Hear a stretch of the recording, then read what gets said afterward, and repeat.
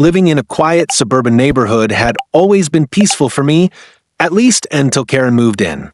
Everyone has met someone like her at some point in their lives, the type of person who believes the world should bend to their will, who takes HOA rules as divine law, and who thrives on controlling everyone around them. My property sat at the very edge of the HOA boundary. I wasn't technically under their authority, but Karen never let that stop her. She became president of the HOA shortly after moving in, and from that moment on, she made it her mission to nitpick and control everything within eyesight of her pristine little house. Whether it was mailbox colors, lawn heights, or the approved types of plants in front yards, Karen always had something to say. At first, I ignored her. I figured she'd eventually get bored and move on to harass someone else. But then she noticed my antenna. For years, I had maintained a tall, somewhat industrial-looking antenna behind my home. To the average person, it might have looked like an outdated relic or a personal ham radio setup. What no one knew, because I was never allowed to disclose it, was that the antenna was part of a secure government communications network. I worked in a very specific role that required constant monitoring of certain emergency frequencies. It wasn't glamorous, but it was vital, and my antenna had been installed with full government approval and oversight. Karen, of course, didn't care about any of that. One day, she came strutting up to my front gate, clipboard in hand, and launched into a lecture about how my unsightly metal tower was bringing down neighborhood property values. She said it violated HOA standards and had to be removed immediately. I calmly explained that my property wasn't under HOA jurisdiction and that the antenna was both legal and necessary. Karen didn't like being told no. Her eyes narrowed, and she spat back, "If you won't take it down, I'll make sure someone does. You'll see." I didn't take her seriously at first. After all, people talk big when they're angry. But Karen wasn't just talk. Over the next few weeks, I noticed her sneaking around my property, taking pictures and muttering into her phone. She even called county inspectors multiple times, trying to claim my antenna was a hazard. Each time, the inspectors came out, reviewed the permits, and left empty-handed. This only seemed to fuel her anger. Then, one morning, I woke up to a strange silence. Normally, there was a faint hum from the equipment connected to the antenna, but it was gone. My stomach sank as I rushed outside, and what I saw made my blood boil. The antenna was gone. It hadn't been dismantled carefully. The base was bent, wires ripped out, and pieces of metal lay scattered across the grass. It was clear someone had yanked it down violently. I immediately checked my security cameras.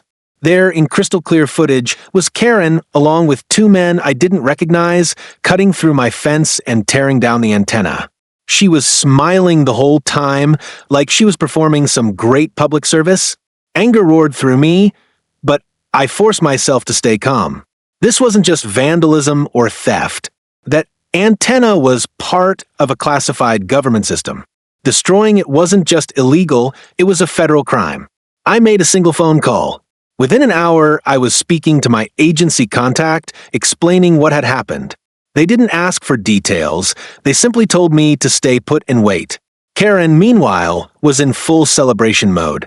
I could see her from my window, chatting loudly with neighbors about how she had fixed the problem. She even posted on the HOA message board bragging about how she had restored the neighborhood's charm by removing the ugly, outdated eyesore. She had no idea what was coming. Later that afternoon, a caravan of black SUVs rolled quietly into the neighborhood.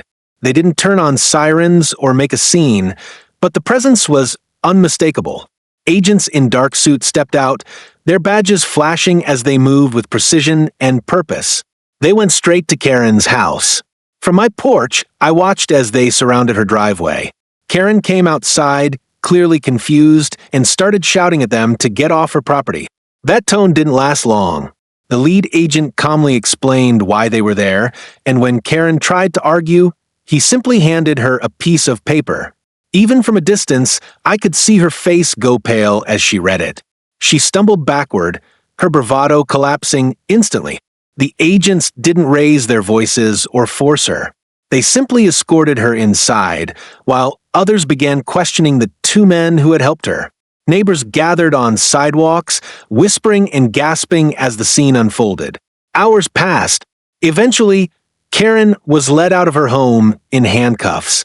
She looked nothing like the commanding HOA president who had strutted around the neighborhood days earlier.